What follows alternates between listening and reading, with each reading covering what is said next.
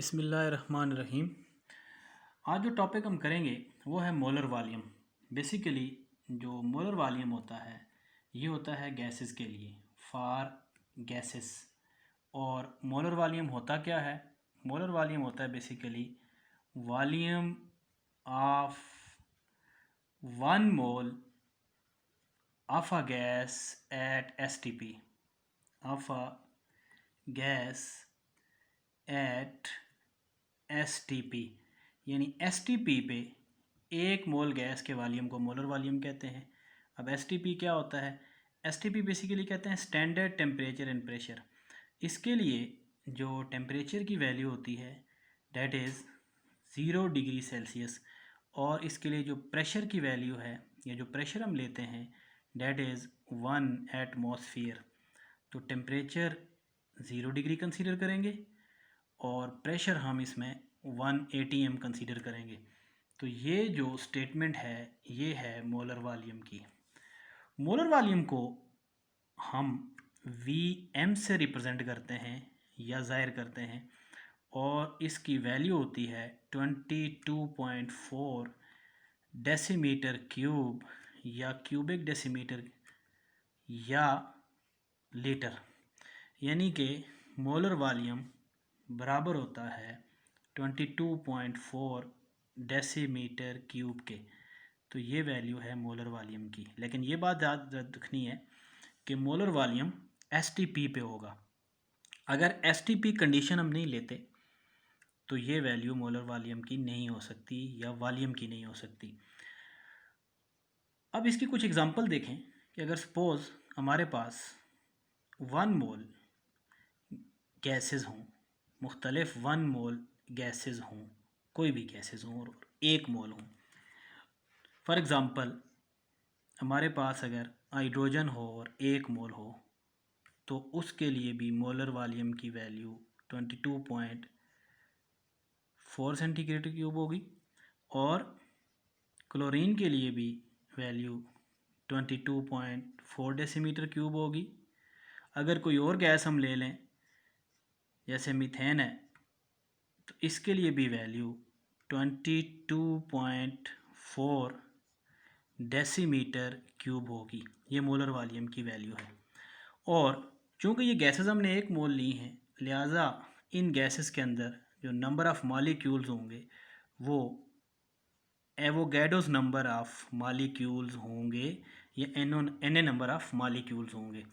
इसका मतलब है कि अगर हमारे पास कोई भी गैस 1 मोल है, यानी कि अगर 1 मोल गैस है तो उसका वॉल्यूम Vm होगा और उसके अंदर नंबर ऑफ़ मॉलिक्यूल्स जो होंगे वो Na होंगे। यानी ये सिचुएशन होगी कि अगर 1 मोल गैस है तो उसका वॉल्यूम 22.4 डेसीमीटर क्यूब है और उसके अंदर एवोगैड्रो नंबर ऑफ़ मॉलिक्यूल्स होंगे। यानी 1 मोल अगर हो तो 22.4 और 6.022 10⁻23 मॉलिक्यूल्स होंगे। तो ये स्टेटमेंट है मोलर वॉल्यूम की। अब मोलर वॉल्यूम को हम रिलेट करते हैं एवोगैड्रोस की स्टेटमेंट से या एवोगैड्रोस लॉ से। अब एवोगैड्रोस लॉ क्या है?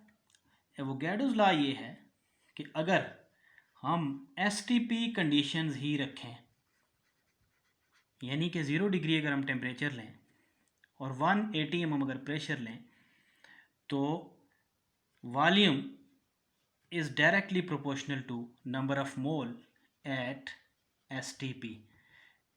अब डायरेक्ट प्रोपोर्शनल का मतलब होता है अगर एक क्वांटिटी चेंज होगी तो डेफिनेटली दूसरी भी चेंज होगी। और यहाँ पे अगर आप कांस्टेंट प्लेस करें तो V is equal to constant N/N, यानी V अगर चेंज होगा तो नंबर ऑफ मोल्स भी चेंज होंगे। फॉर एग्ज़ाम्पल अभी पिछला मैंने आपको बताया है, अगर नंबर ऑफ़ मोल्स N हैं, मोलर वॉल्यूम Vm है, तो एवोगैड्रो नंबर Na होंगे। अगर इसमें आप 2N करेंगे तो ये 2Vm हो जाएगा और एवोगैड्रो नंबर की वैल्यू 2Na हो जाएगी। अगर इसको Na/2 आप करते हो तो ये वैल्यू हो जाएगी Vm/2 और एवोगैड्रो नंबर की वैल्यू हो जाएगी 2Na बाई 2, यानी अगर आप हाफ मोल यूज़ करोगे तो मोलर वॉल्यूम की जो वैल्यू हो जाएगी वो 11.2 डेसीमीटर क्यूब हो जाएगी, और एवोगैड्रोस नंबर जो होंगे वो भी हाफ होके 3.011 इंटू 10⁻23 हो जाएंगी। तो ये दूसरी बात है, यानी एवोगैड्रो लॉ के मुताबिक volume is directly proportional to number of moles, और डेफिनेटली नंबर ऑफ मोल्स को अगर आप एवोगैड्रो नंबर से मल्टीप्लाई करें तो नंबर ऑफ मालिक्यूल्स बन जाएंगे। तो हम ये भी कह सकते हैं कि अगर मुख्तलिफ गैसेज हों और उनके मोल सेम हों तो उनके अंदर नंबर ऑफ मालिक्यूल्स भी सेम होंगे। सो अगर हमारे पास गैसेस दी हों और हम इनके मोल्स कैलकुलेट करना चाहें, मोल्स, और मोल किस से कैलकुलेट करना चाहें, एक तो मैंने तरीका बताया था कि गिवन मैथ से हम कर सकते हैं, दूसरा मेथड ये है कि हम मोलर वॉल्यूम से कर सकते हैं।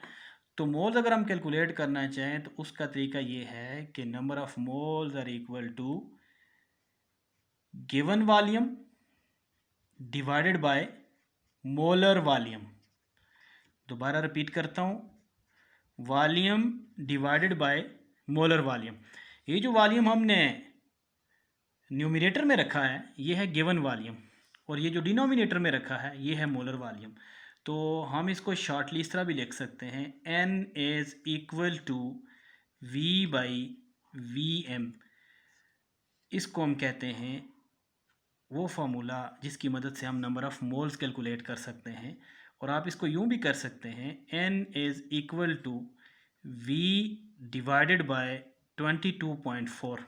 तो इस तरीके से आप नंबर ऑफ़ मोल्स कैलकुलेट कर सकते हैं गैसेस के लिए।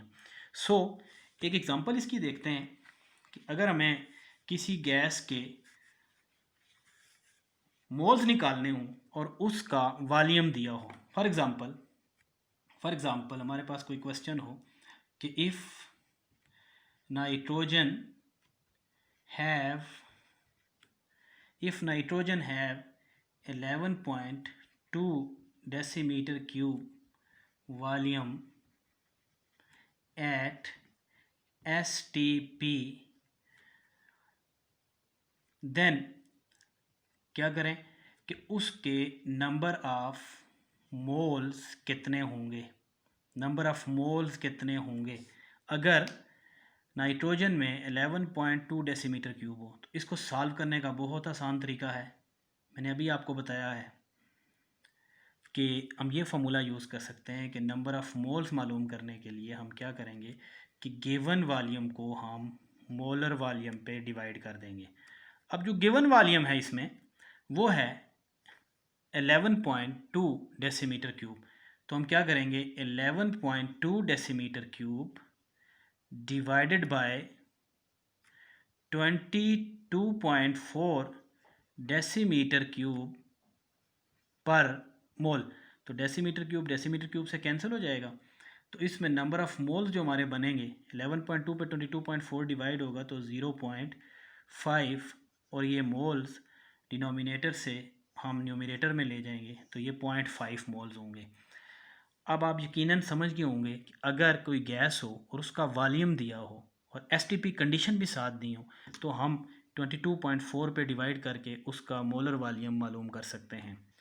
अब इसको आगे कंटिन्यू करते हैं कि अगर हमें नंबर ऑफ़ मॉलिक्यूल्स बनाने हों, नंबर ऑफ़ मॉलिक्यूल्स अगर हमने बनाने हैं और नंबर ऑफ़ मॉलिक्यूल्स हमने बनाने हैं मोलर वॉल्यूम के मेथड से, तो क्या होगा। फॉर एग्ज़ाम्पल हम कोई भी गैस ले लेते हैं, लेट्स सपोज हमारे पास कोई गैस है और उसका वॉल्यूम है लेट्स सपोज 44.8 डेसीमीटर क्यूब।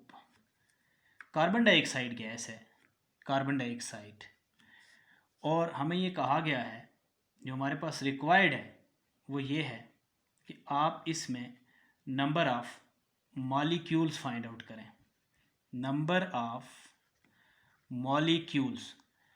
तो इसका बड़ा आसान तरीका है, जिस तरह मैंने अभी आपको बताया कि पहले आप क्या करेंगे कि आप इसमें number of moles find out करेंगे। और नंबर ऑफ़ मोल्स कैसे फाइंड आउट करेंगे, हम वॉल्यूम को मोलर वॉल्यूम पे डिवाइड करेंगे। सो हम क्या करेंगे, पहले मोल्स निकालेंगे जिसको मैंने n कहा है।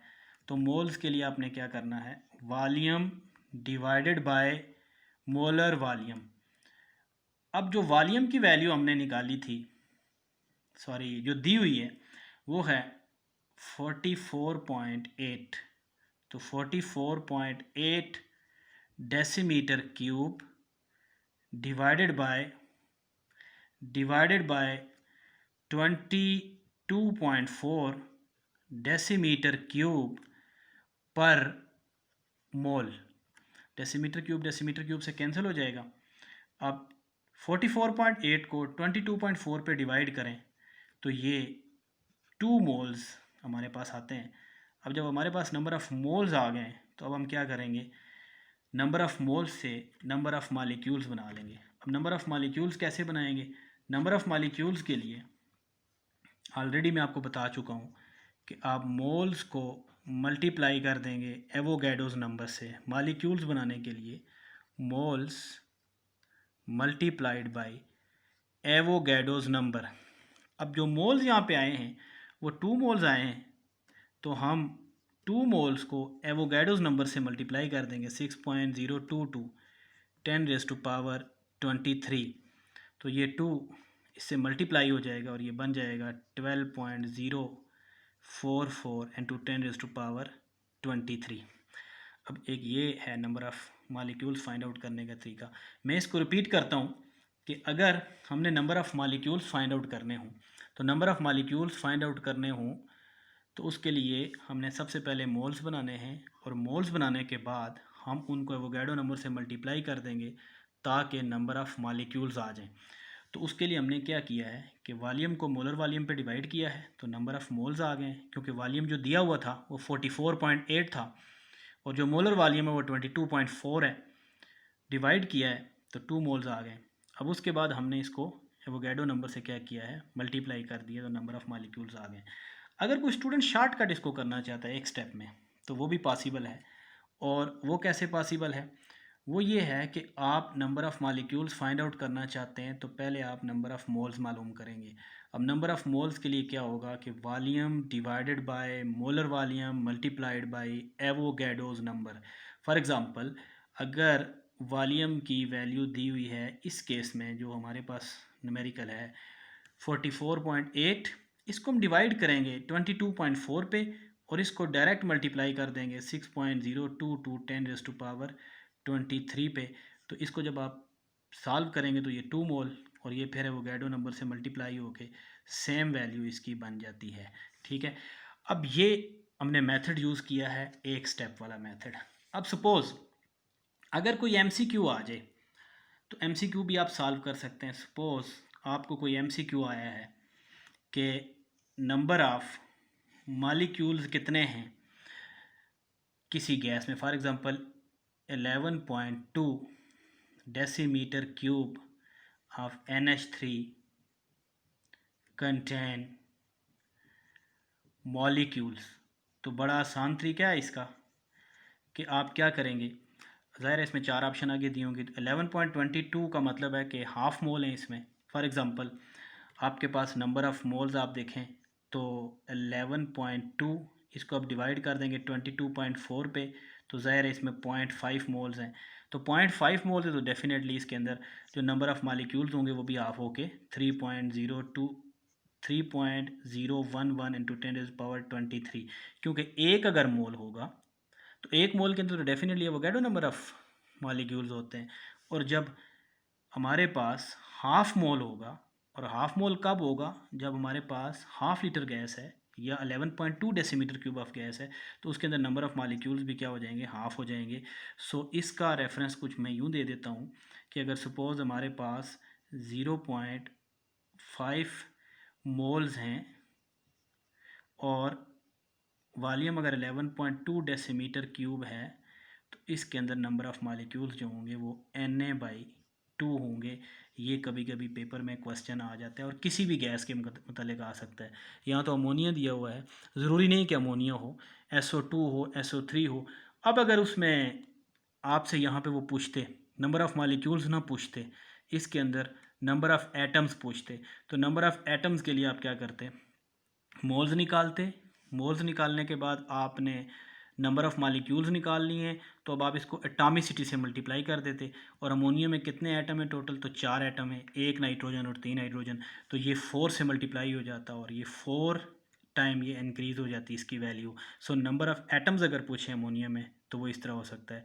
हाँ, अगर इसमें नंबर ऑफ़ कोवलेंट बॉन्ड पूछ लें तो नंबर ऑफ़ कोवलेंट बॉन्ड इसमें 3 है, तो आप 3 से मल्टीप्लाई कर देंगे।